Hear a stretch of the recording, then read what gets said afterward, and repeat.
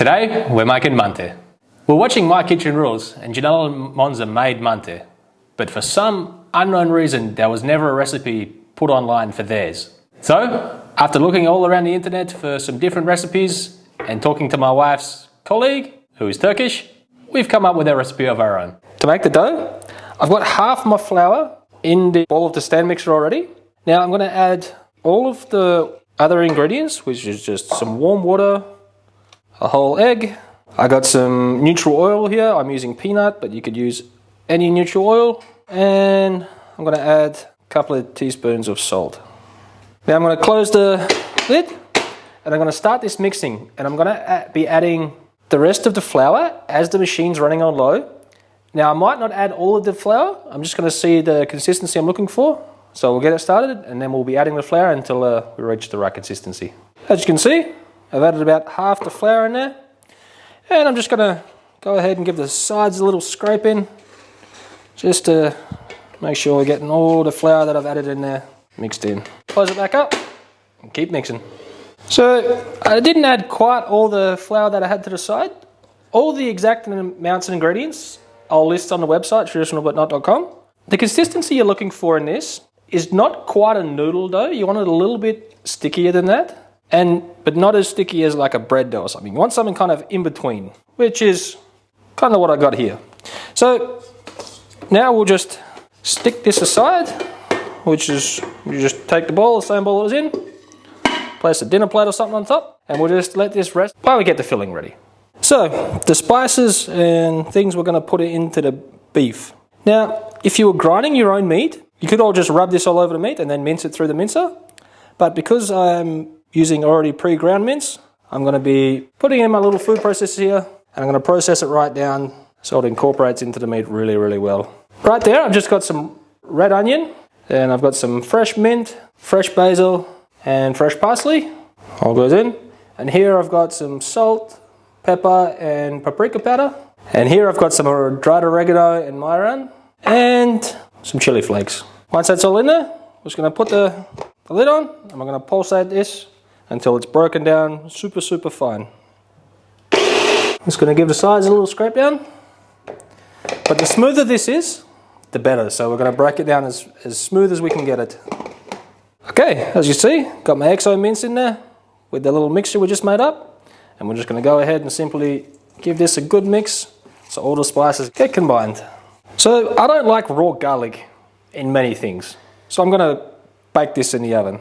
So we have roasted garlic, which is tasty. So I just cut the top off the bulb of garlic, a little bit of oil, a little bit of salt on there, and also the little top bits. Just want to kind of stick them back on. Doesn't have to be perfect. And then we're going to wrap this up, just like that. And we're going to stick this in the oven. And it's going to take around 45 minutes or so. You'll know when it's done. When you just press the sides of the garlic bulb, it'll be soft. And then you know to take it out. Yeah, the oven's around 180 degrees. My garlic's already finished and it's still a little bit hot, but I've just put the tops that come out in the bowl. And now we're just going to squeeze the rest of the garlic out of the paper, just like that. So I'm not using yogurt, I'm using skyr, because we always have skyr here, so that's what I'm using. Now I'm also using this, it's called noodle mince or brown mince, which is just mint, but it's not quite as strong as the mint that you would get that I'm used to in Australia. It's a little bit more subtle. But you could just sub in normal mint, just I wouldn't use as much. And it's dried mint. In it goes, and then about that much salt, and I'm putting all that garlic in there. So I'm just going to go up, mash the garlic up the rest of the way as we mix it in, and then we'll get that all incorporated, and then we'll set it aside until we're ready to eat it. Alrighty, as you can see, since this was my first time actually making this Manti, we've had a little tester before we doing this filming. So I've just got broke off a piece of my dough here, and you're just gonna give it some good bit of flour, then flatten it out a little bit, and then we're gonna feed it through the pasta roller. Obviously we're starting on the widest setting, which is 0 on mine.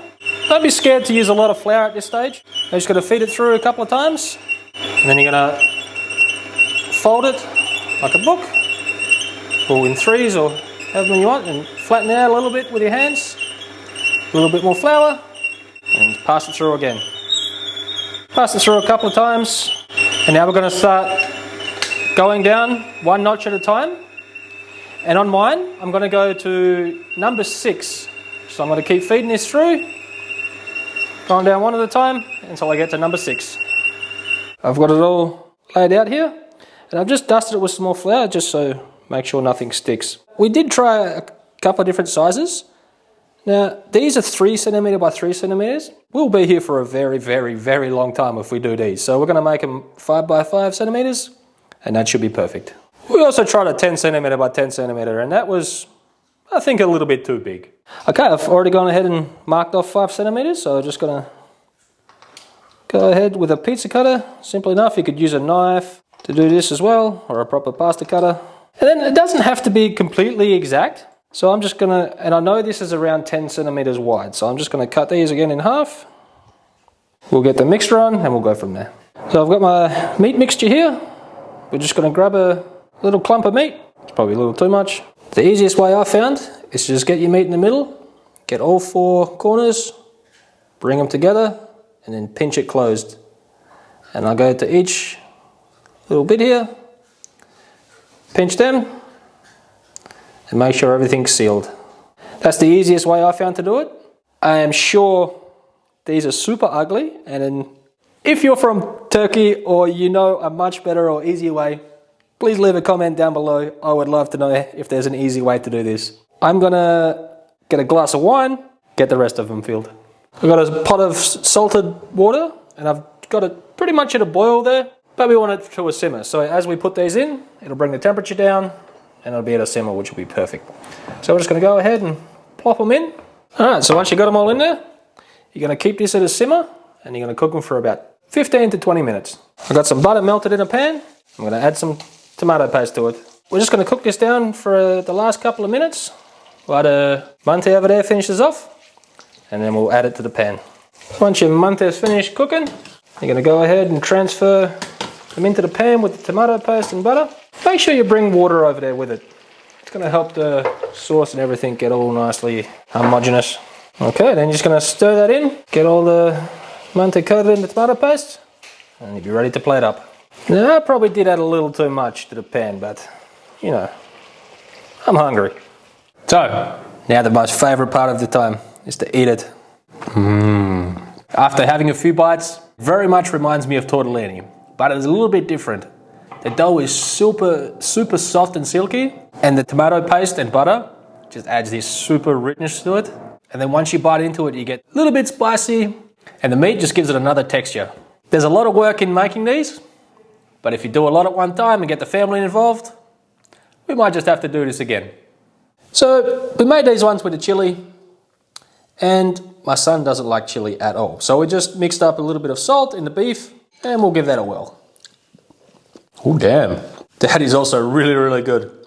Let me try with a little bit of sauce. If you're a purist at heart, all you gotta do is add a little bit of salt to the beef and do everything else the same, and you'll also have another winning dish.